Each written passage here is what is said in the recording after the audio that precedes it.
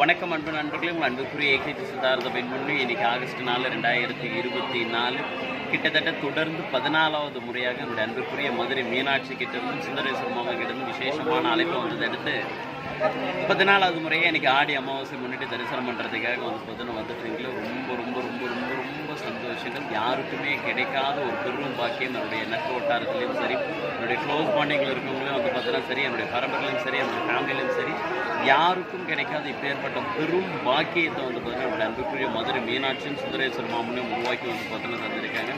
So நானும் மீனாட்சி மாதிரி தான் மிகப்பெரிய பிடிவாதம் கருது.